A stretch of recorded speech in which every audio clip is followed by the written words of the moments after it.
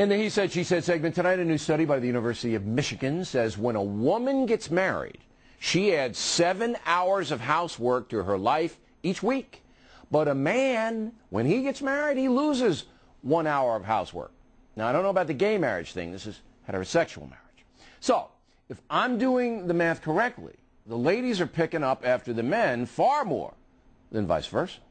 Was that analyzed? Internet czar Mark Rudolph, radio.com in San Francisco, and Fox News analyst Margaret Hoover in Washington.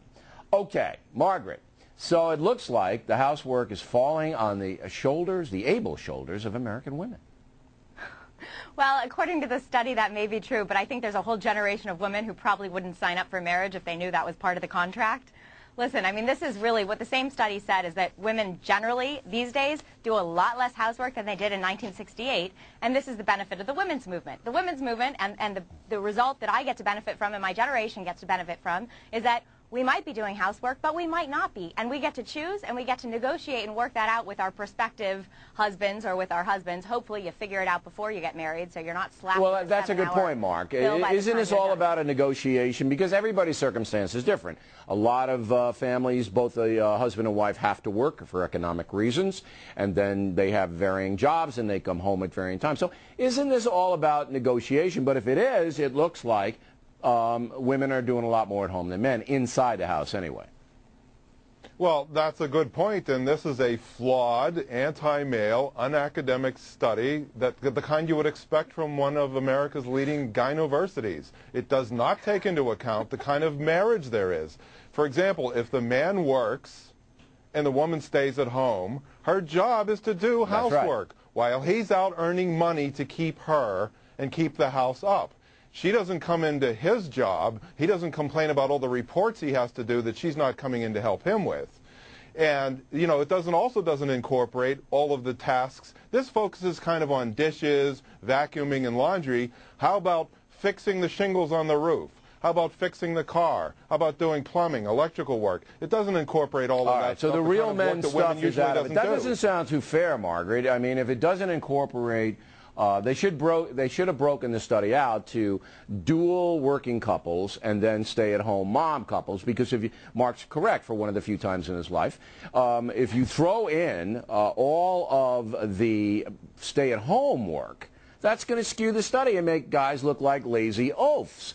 Right? Absolutely. You should do all the housework, and that should be inside the house and not just outside the house and inside the house. But here's the problem. The reason they did the study is because they're reevaluating changing of traditional gender roles in the household.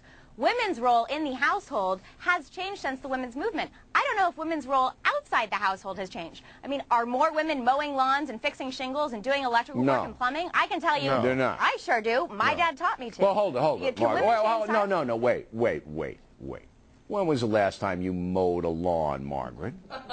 Send me pictures, Margaret. I got my way through college. I got pictures. Hold it. On my blog. You were mowing lawns to pay your way through college?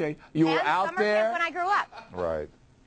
Margaret, no one's buying You don't believe that I mowed lawns? No. Oh, Bill Riley, I'm offended if you think I didn't work. The only way that you would be mowing a lawn... I'm a pretty girl, I can't mow a lawn. I'm offended. I was going to say something very, very offended. Offensive, but I decided to let Mark do it. She said segment, all right, Mark, and you're to respect the fact that women can mow lawns. Okay, Mark. We got it. Bill. Go ahead. Okay, so we have the situation where the woman is staying at home. Let's take the marriage where both people work outside the home, in which case they do have to share the household chores.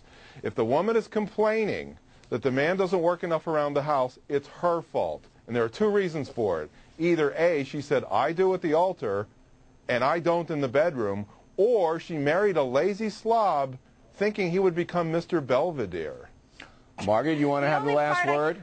The only part I concede to Mark is that it's up to women, absolutely, and men to figure the rules out before you sign the dotted line. Right. Yep. But a lot of people are deceptive, you know. They give you this little thing before you get married. Kind of like you, that you don't think I can mow a lawn? These studies from gynoversities are just useless. No, Mark, I've got to say, though, I know some guys who are real slugs. You know what I'm talking about? Well, but again, if a guy's a slug and a woman marries him, it's her fault. No, but he wasn't a slug.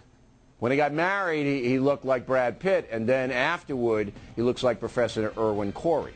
You know what I'm talking about? No, I know it goes the other way. That's because she too. said, I do at the altar and I don't in the bedroom. She turned the bedroom into a refrigerator. As That's long why, as Bill. as long as the bedroom is neat, I don't care. Margaret, Mark, thanks very much.